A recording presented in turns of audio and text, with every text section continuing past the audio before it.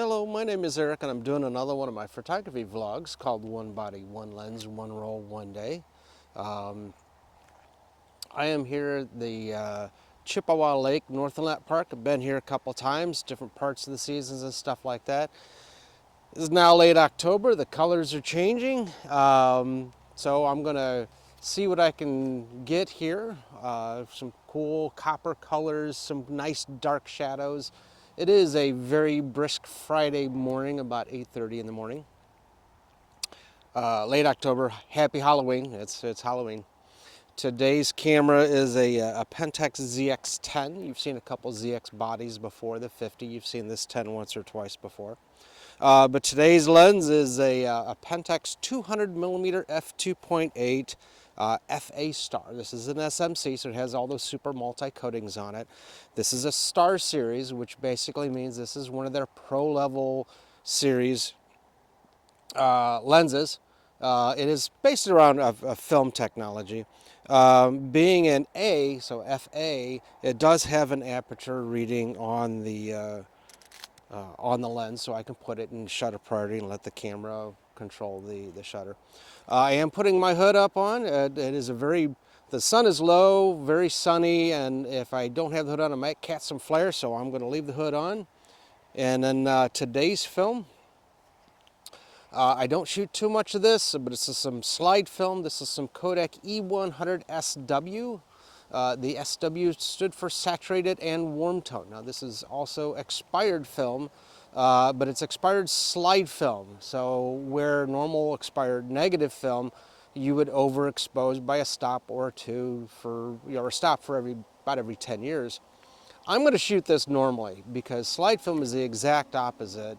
And I'm hoping that I can just shoot the slide film normally because one or two of the other rolls of slides I've shot have come out bad and weird because I've tried to make some correction. I think I did it backwards.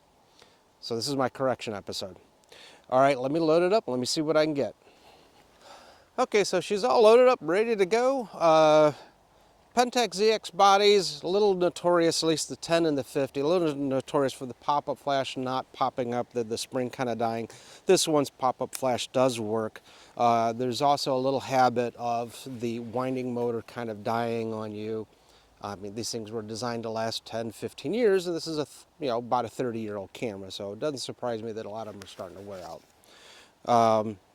Again, the film is the E100 SW, the saturated warm tone version of Kodak E100. Has not been around for a while, so I'm assuming at least 15 years out of date. It is part of the family of the other E100 films back in the day where they added something at the tail end. It was E100S, E100 SW, E100 VS. Basically, it gave different accents to the slide film. This is SW, so it's saturated and warm tone, so it should be great here for the fall colors. VS was vivid saturated, very punchy. Standard S and standard warms. So they eventually just kind of all merged them all down and got rid of ones that weren't selling and stuff like that. Just kind of came up with the E100 that you see today. All right, I'm going to get some shots down that path. I'll be right back. Now, being a 200mm 2.8 provides its own little challenges. One, it's not a zoom, so I have to move closer or step back to frame up whatever it is I want to frame up. Two, it does have a minimum focusing distance. Not as bad as that Nikon 300 that I shot a couple episodes ago. That was about 7 feet. The minimum focusing distance on this guy is closer to about 4 feet, so it's not so bad. And with the 2.8, I can really isolate my subjects a little bit. So if I find cool leaves or whatever, it should separate from the background very nicely, especially if I shoot it at 2.8 and kind of cause that out of focus bokeh blur. All right, let me get a couple shots. I see some cool leaf patterns there, some berries over there, train tracks over there. Couldn't see them before because all the foliage was in the way, all the leaves and brush and stuff, but now you can see the train tracks. Might grab some couple shots of them. All right, let me see what else I get. Well, there's some large birds up there. I might be able to try to grab them with this 200mm.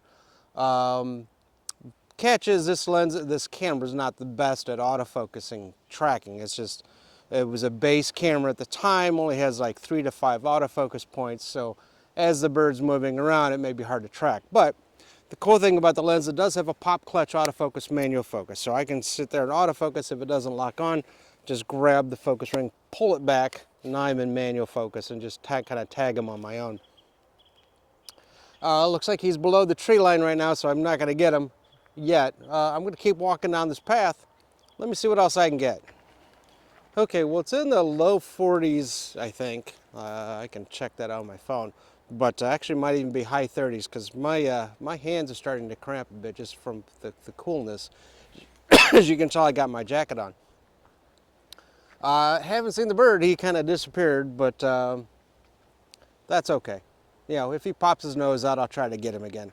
I'm on shot 17 out of roll of 36. Let me keep going down the path. Let me see what else I can get. All right, so with as cold it is, I got to try to keep an eye on my batteries because cold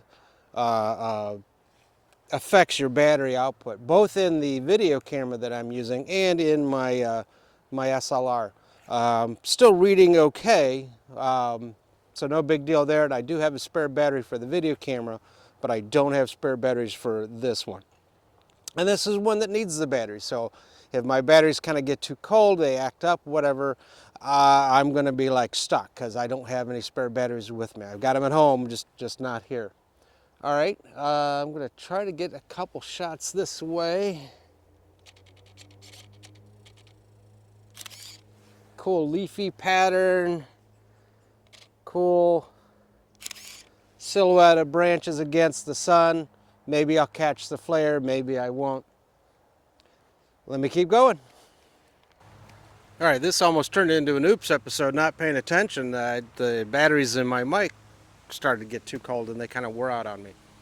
But anyway, as I kind of half expected, the batteries in the ZX-10 started to wane a bit because of how cold it is.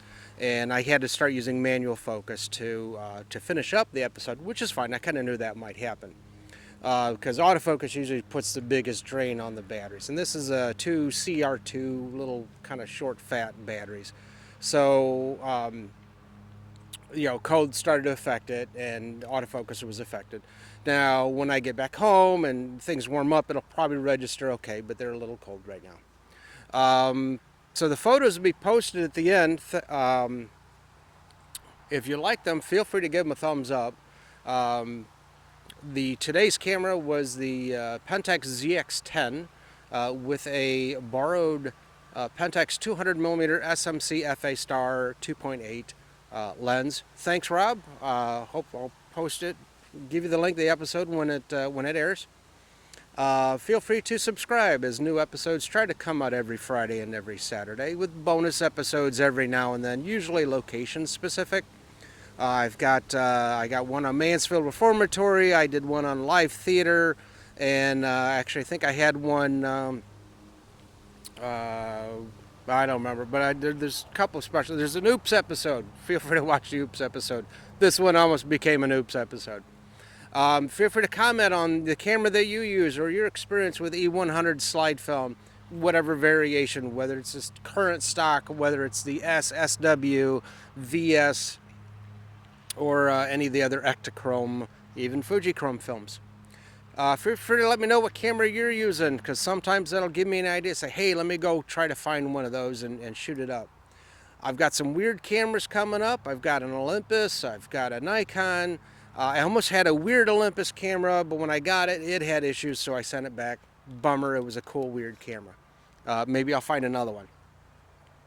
Anyway, let's see, subscribe, like, comment.